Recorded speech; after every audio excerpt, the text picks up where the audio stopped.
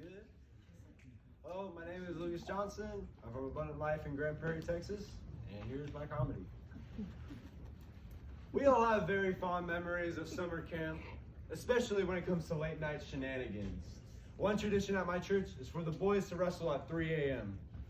Once all the late night stuff is over with, we go back to our dorms, get ready for bed, wait for the pastor to fall asleep. Then it's go time.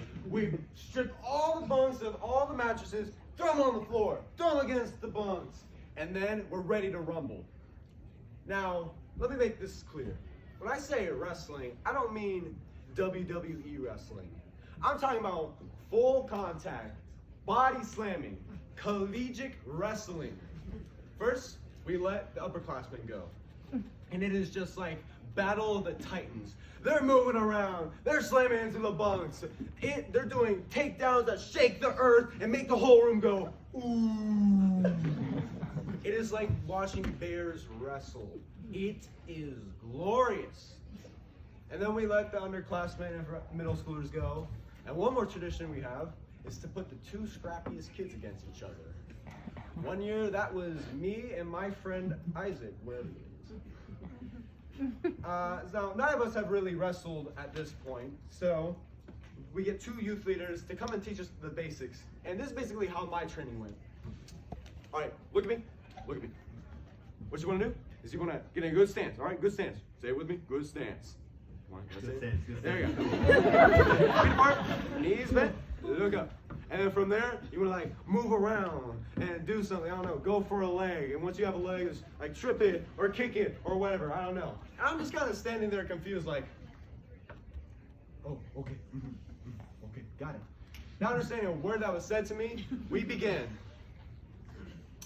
Gentlemen, in the blue corner, we have the man in glasses, the man who is all bronze, no brains.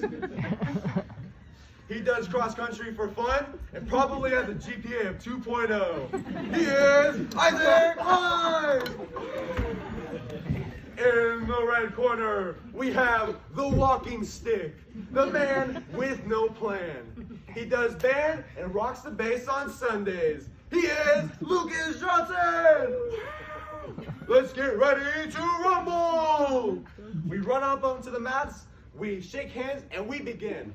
Of course, none of us really know how to wrestle, so we're just doing whatever. We're grabbing shorts, pulling hair, poking eyes, you know.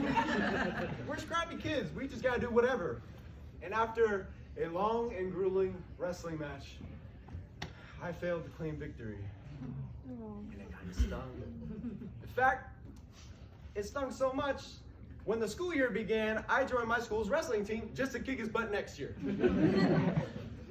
And the ironic thing about this entire situation is that the next evening, there was a preacher that preached a sermon about the time Jacob wrestled a man of God.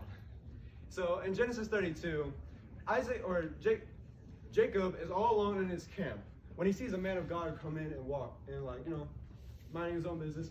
And Jacob's all like, yo, bless me, fool.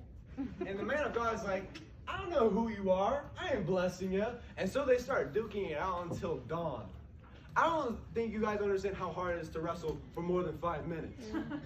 And these dudes went till morning. And eventually the man of God realizes this. And he's like, yo, chill out, dude. It's tomorrow. And he touches Jacob's hip and it comes out of its socket. But Jacob does not give up. He's like, yo, bless me, fool. Eventually, the man of God gives in. He gives Jacob his blessings and renames it to Israel.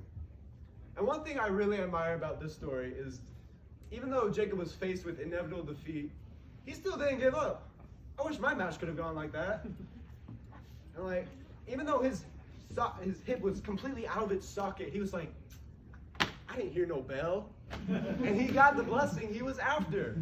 So if there's one thing to take away from this, it's to never take no for an answer, especially if you're crippled. Thank you.